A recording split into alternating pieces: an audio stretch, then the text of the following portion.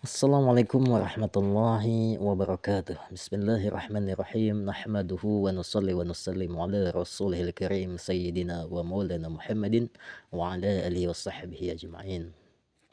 Alhamdulillahirabbil alamin. Teman-teman, saat ini kita memasuki tanggal 12 Rabiul Awal yang pada hari ini diperingati sebagai hari kelahiran Rasulullah SAW. Peringatan Maulid Nabi pada hakikatnya adalah peringatan bagi kita semua agar kita segera untuk menata diri, memperbaiki diri di dalam kehidupan ini dengan meneladani akhlak Rasulullah SAW dalam segala lini kehidupan kita.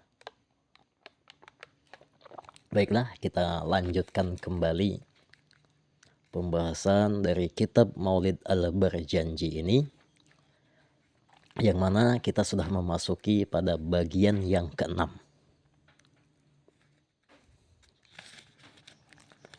Bismillahirrahmanirrahim. Atirillahu qabrahul karim bi'arafin sadiyyin min salati wa taslim. Allahumma salli wa sallim wa barik alaih. Semoga Allah, atir itu artinya mengharumkan. Allahumma ya Allah, qabrahul karim, makamnya Rasul yang mulia, bi'arfin dengan wewangian, syadidin dengan wewangian yang sangat luar biasa, min sholati wa taslim, dari salawat dan salam. Jadi kalau diterjemahkan secara perkatanya, tapi kalau diterjemahkan secara bahasa Indonesia secara lugas, semoga Allah mengharumkan makam mulia Nabi dengan keharuman wewangian salawat dan salam sejahtera. Allahumma sholli wa sallim wa barik alaih. Ya Allah, limpahkanlah salawat salam dan keberkahan untuk Nabi Muhammad sallallahu alaihi wasallam.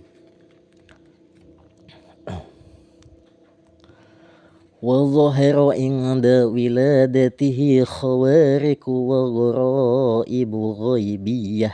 وظهر dan telah tampak inda wiladatihi ketika kelahiran Rasulullah sallallahu alaihi wasallam khawariq, hal-hal yang luar biasa, wa ghoraibu, hal-hal yang asing, al-ghaibiyah, yang gaib. Itu terjemahan perkatanya. Jadi kalau kita terjemahkan secara lugas, ketika beliau lahir, wallahu inda wiladati khawariku wa ghoraibu ghaibiyah, tampaklah beberapa hal yang luar biasa dan hal-hal yang gaib, yang mana itu adalah hal yang asing terjadi.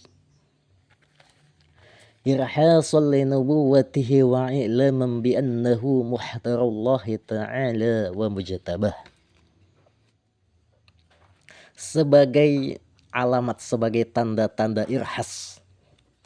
Irhas itu sebagai irhas atas kenabiannya. Irhas itu adalah sesuatu hal yang luar biasa yang diberikan oleh Allah kepada seseorang sebelum orang tersebut diangkat menjadi nabi dan rasul.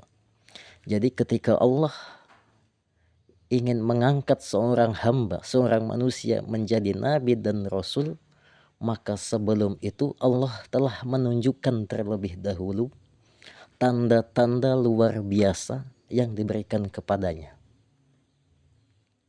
Diberikan suatu keistimewaan, tanda-tanda keistimewaan yang tidak akan terjadi pada manusia pada umumnya. Namanya irhas. Irhasan li nubuwwatihi wa i'laman bi annahu muhtarallahi ta'ala wa mujtabah. Sebagai irhas bagi kenabiannya dan pemberitahuan, sesungguhnya beliau adalah orang yang dipilih oleh Allah Ta'ala. Fazidatis sama'u hifdhan wa rudda anhal maradatu wa zawun nufusis syaitaniyah. dan langit ditambah penjagaannya, dan ditolaknya dari langit, dan ditolaklah dari langit, yakni maksudnya langit itu menghalang, langit menutup diri, ditutup wa zun nufusis syaitaniyah, dari jin dan setan. Jadi ketika Rasulullah dilahirkan, sebelum Rasulullah dilahirkan itu, langit itu bebas dimasuki oleh para jin dan setan yang bekerja sama dengan para dukun ahli nujum di dunia ini. Mereka curi kabar berita dari Lauhul Mahfuz, kemudian kabar itu akan disampaikan oleh mereka kepada para dukun, kepada para ahli nujum, yang tentunya sudah ditambah-tambahi dengan 1001 macam kebohongan oleh mereka. Nah, dari situlah nanti para dukun itu ketika datang orang mau meramal, oh nanti kamu akan begini, begini, begini, begini. Sebenarnya mereka itu mendapatkan berita semacam itu dari jin yang mencuri berita itu dari langit. Tetapi dengan jin dan setan itu telah dibumbui oleh 1001 macam kebohongan. Maka ketika Rasulullah dilahirkan, langit ini diperketat penjagaannya, jin dan setan tidak bisa lagi masuk ke langit untuk mencuri berita itu.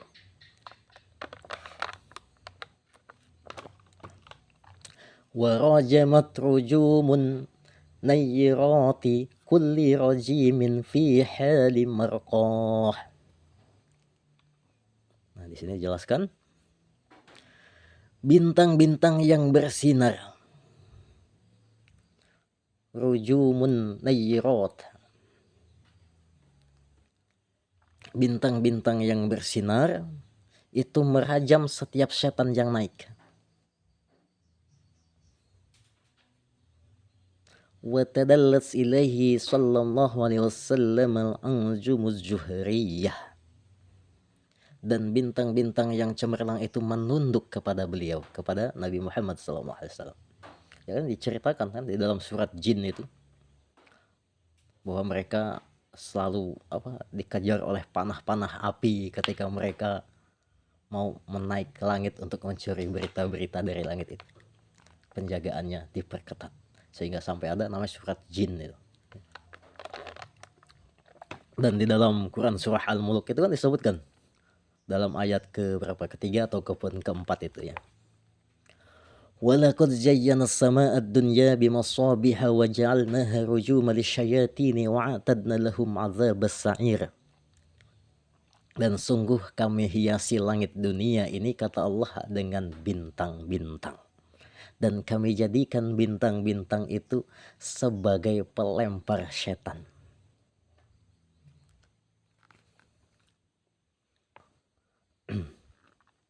Wastanarat binuriha wihadul harami warubah. Lembah dan bukit di Mekah tersinari oleh cahayanya. Jadi langit bukit-bukit, perbukitan, lembah-lembah di Mekah itu menjadi terang benderang seiring dengan lahirnya Rasulullah oleh nur cahaya yang dibawa oleh Rasulullah SAW ketika dilahirkan. Wallahu a'lam bishawab. Demikianlah, nanti insyaallah kita lanjutkan pada bagian yang kedua dari bab yang ke-6. Ini panjang ini ceritanya yang bab ke-6 ini. Terima kasih. Assalamualaikum warahmatullahi wabarakatuh.